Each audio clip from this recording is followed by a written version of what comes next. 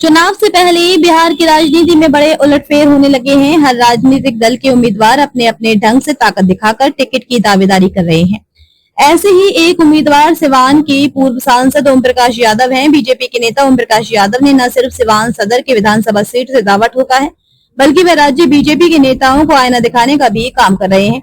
दरअसल बीते दिनों बिहार के स्वास्थ्य मंत्री मंगल पांडे ने मीडिया से बात करते हुए राजद की पूर्व बाहुबली सांसद शहाबुद्दीन के राज के अपराध का जिक्र किया था। इसके बाद अब ओम प्रकाश यादव ने एक चौंकाने वाला बयान दिया है। उन्होंने बीजेपी में रहकर ही सिवान के पूर्व सांसद मोहम्मद शहाबुद्दीन को लेकर जो बातें कही हैं, वो पार्टी लाइन से बिल्कुल अलग है।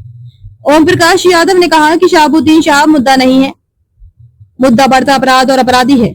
इस पर नियंत्रण और लगाम कैसे लगे, वे सिवान की जनता के लिए महत्वपूर्ण है। ओम प्रकाश यादव यहीं पर नहीं रुके। उन्होंने आगे कहा, वे आदमी इस दुनिया में नहीं है। अब एनडीए के शासनकाल में किसी भी अपराध में मरहूम शहाबुद्दीन साहब को जोड़ना स्वस्थ राजनीति के संकेत नहीं है। हाँ, अगर यही प्रेस वार्ता शहाबुद्दीन की जीवित रहते किया जाता तो हम समर्थन देते। ओम प्रकाश यादव कहते हैं कि सरकार हमारी है, प्रशासन हमारा, तो नियंत्रण भी हमें करना है। जो इस दुनिया में नहीं है उसके नाम लेने से अपराध थोड़ी रुकेगा। वैसे तो जो बातें कही गई हैं उसमें कुछ नया नहीं है, लेकिन ओम प्रकाश यादव द्वारा ये बात कहे जाने ने राजनीति के पंडितों को हैरान किया है। दरअसल मोहम्मद शहाबुद्दीन और ओम प्रकाश यादव के बीच का रिश्ता बिहार की सियासत में एक तनावपूर्ण इतिहास का हिस्सा रहा है। दोनों व्यक्तित्व सिवान की राजनीति में प्रभावशाली रहे, लेकिन उनके बीच का संबंध मुख्य रूप से विरोध और टकराव का रहा।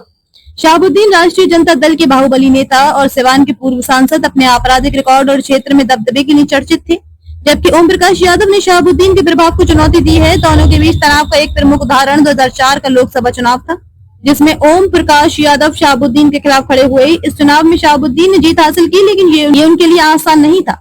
ओम प्रकाश ने उन्हें कड़ी टक्कर दी और इस दौरान हिंसा और बूथ लूट की घटनाएं भी सामने आई, जिनका आरोप शहाबुद्दीन के समर्थकों पर लगा। इस चुनाव के बाद ओम प्रकाश के 8 कार्यकर्ताओं की हत्या की खबरें आई, जिसने दोनों नेताओं के बीच दुश्मनी को और गहरा कर दिया। शहाबुद्दीन और ओम प्रकाश के बीच का टकराव केवल राजनीतिक प्रतिद्वंदिता तक सीमित नहीं था, ये व्यक्तिगत और हिंसक भी हो गया था। जानकार बताते हैं कि एक बार शहाबुद्दीन ने ओम प्रकाश यादव को सार्वजनिक रूप से पीटा था, तो जो सिवान में उनके दबदबे का एक और उदाहरण था। इस घटना ने ओम प्रकाश को शहाबुद्दीन के खिलाफ और साहसी बना दिया और वे लगातार उनके प्रभाव को कम करने की कोशिश करते रहे। शहाबुद्दीन की आपराधिक गतिविधियों से उनकी सियासी ताकत पर सवाल उठने लगे। 2007 में उन्हें उम्र कैद की सजा सुनाई गई, जिसके बाद ओम प्रकाश यादव को सिवान में अपनी स्थिति मजबूत करने का मौका मिला। 2009 और 2014 के लोकसभा चुनाव में ओम प्रकाश ने शहाबुद्दीन की पत्नी हिना साहब को हराकर सिवान से जीत हासिल की। आरोप लगते रहे कि ओम प्रकाश यादव सिर्फ शहाबुद्दीन का डर दिखाकर जीत हासिल करते हैं। बहरहाल अब ओम प्रकाश यादव पूर्व राजद सांसद को लेकर सॉफ्ट हो गए हैं।